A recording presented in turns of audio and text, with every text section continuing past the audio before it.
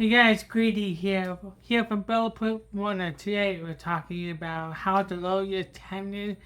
Plus, we'll talk briefly about why I think pro athletes are suffering from Achilles tendon rupture. I like to keep things casual so you can stay informed and start to build that confidence in your tendon. I know how difficult it is to recover from a Achilles tendon injury. It really is not just a physical injury, it's also a mental injury. So stay strong if you're struggling with this. If you need stuff like this more often, you can tell YouTube that you want stuff like that. All you have to do is subscribe to this channel and like this video. And you also let other people know in the community to help them get the information that they need.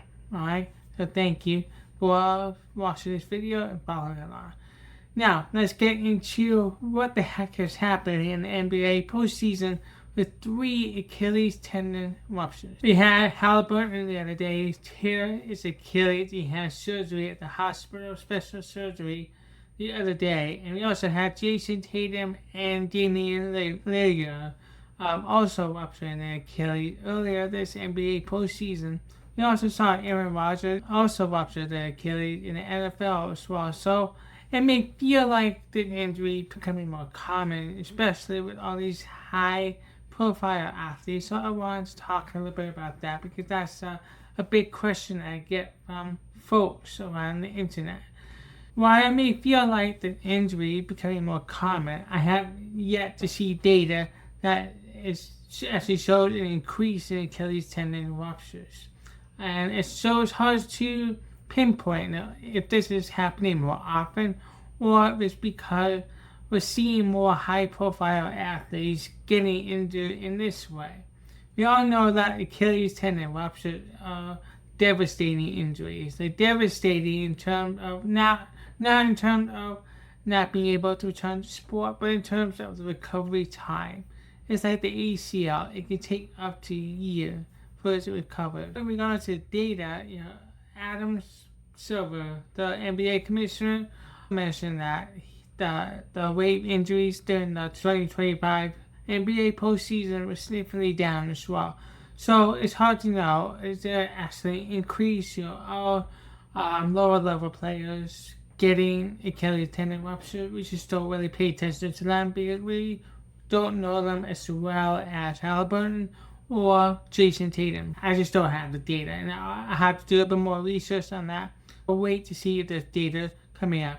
I do know that during I think it was 2012, during the NFL lockout, when players could not train with the teams, and then when that lockout was resolved, everybody kind of rushed to camp and started training. That season had a higher number of ruptures. I forget exactly how many there were, but it shows that lack of training in that situation, the lack of time that the players had to spend with the team really made a big difference and caused a lot of them to suffer an Achilles tendon rupture. So there's a few factors at play here. You can definitely be undertrained and suffer a rupture if you increase your activity too quickly.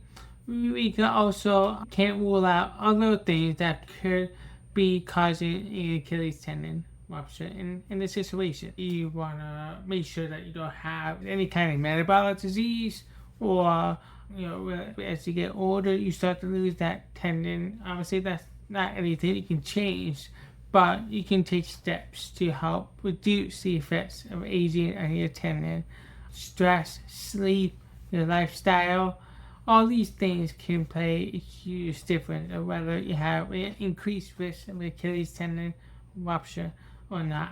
And to me, based on my experience, calf strengthening is a huge factor. If you're just playing one sport and have no other strength training routine, then that's going to be a problem. You really do want to pay attention to your calf strength. Speaking of strengthening and moving on to a different kind of injury, the same structure, Achilles tendinopathy. I found over the years that there's one exercise that consistently seems to do better than the other exercises. It's called heavy slow loading. So if you're a runner with Achilles tendinopathy, you can incorporate this into your routine. If you have a strength routine, that's even better. You could just add it at the end of your workout in the gym, your home gym, or wherever you are. So why does this work? Well, it actually helps you lose collagen in the tendon. And you might be thinking, wait a minute, do I want more collagen? Because tendons are 95% type 1 collagen? Yes. But what you want to do is break down that tendon and activate the healing system. And use the nervous system to regulate the pain signal. So it does two things, right? It breaks down your tendon so you can rebuild it back up, and it calms your nerves. In the first 36 hours or so, you're going to lose collagen. That's why you need to recover from it a little bit. And then after that, you start to get a net increase in collagen after doing heavy, slow loading. So that's the magic of the exercise. But it's really important that you want to do this exercise effectively in the right way. What does that look like? Well, there's some key points. We have to go heavy. I'm talking starting at 45 pounds at a minimum. If you know what your 1 rep maximum is for a calf raise, you can use that to start at 50% of your 1 rep max. And the other important thing is you have to go slow. What you can do is Google metronome, and you can set it to 60 beats per minute. And you want to lift your heel 3 beats. Hold it in the top for 1 beat, and then lower your heel for 3 beats, and then pause for another beat in the bottom. And you can do that for 5 sets of 5. The metronome is actually keeping you accountable and making sure that you do it as slow as possible. Because if you count yourself, you're likely going too fast. Alright, got it? That's it for today. If you have a comment, let me know how did exercise feel for you, or if you have a question, I can answer on the next video. Alright? Remember, lower your tendon. Be bulletproof today.